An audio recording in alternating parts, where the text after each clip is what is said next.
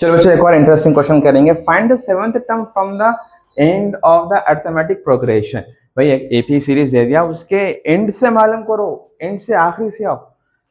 एक number series है, जा रही है, 7 आया, 10 आया, 13 आया, चलते चलते चलते आखिरी में कौन आया? 184 आया सर।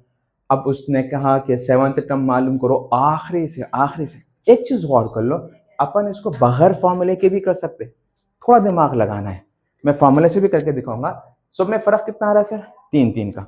तो मैं 3 नंबर कम करूंगा, 184, 3 नंबर कम करो, 181, 3 नंबर कम करो, 178, 3 नंबर कम करो, 175, 3 नंबर कम करो, 172।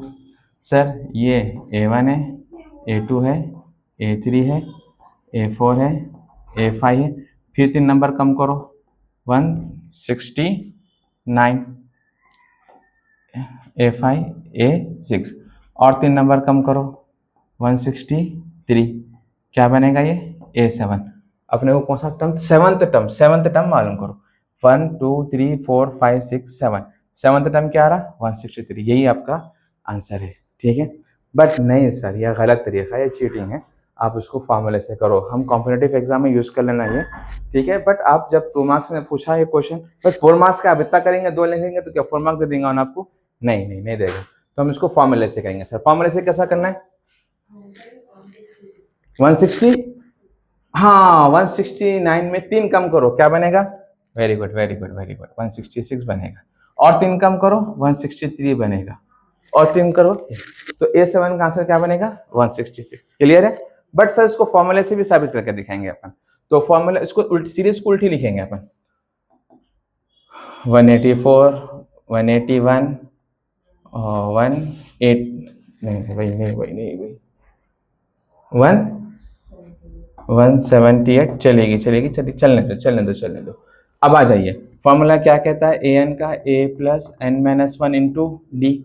इज्जत देंगे इसको, ठीक है सर। अब क्या करना है सर? ये फर्स्ट टर्म क्या होता है हमारा? a होता है सर, पूछने की वाली बात नहीं है सर। d क्या होता है? A2 माइनस A1, इससे इसको माइनस करो, यानी 181 में से माइनस करो 184। आंसर क्या आएगा? 3 बड़ा नंबर 181 है या 184 है? 184 है सर। इसका नंबर क्या, साइन क्या है इसकी?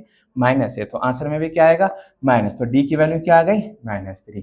ठीक है सर। अपने को an मालूम करना है सर। नहीं sir, seventh term. Very good A7 अपने को मालूम करना है। क्या मालूम करना है? A7 अपने को मालूम करना है सर। ठीक है सर, मालूम कर लेंगे। तो ये हो जाएगा A7 इज इक्वल टू ए की वैल्यू क्या है sir? 184 plus n minus 1, n की वैल्यू क्या है सर? n की वैल्यू क्या है? 7। an है ना, तो n की वैल्यू क्या है? 7। यहाँ पर मेंशन कर दो भाई 7। इस प्रॉब्लम को यूज करने के लिए जो फॉर्मूला हम यूज कर रहे हैं, उसमें 3 चीजों की जरूरत है, a की, n की, d की। a की वैल्यू आ गई सर, n की वैल्यू जो अपने को सेवंथ टर्म है, this is the value of n। d value क्या है सर? Common difference. सॉल्व करने के बाद क्या बना? -3। सब्स्टिट्यूट करना है। तो अब हम क्या करेंगे? a हटाए, a को हटा के क्या लिखे? a की जगह पे 184 plus n minus 1 sir, 7 minus 1 into D sir, d क्या है? -3 है।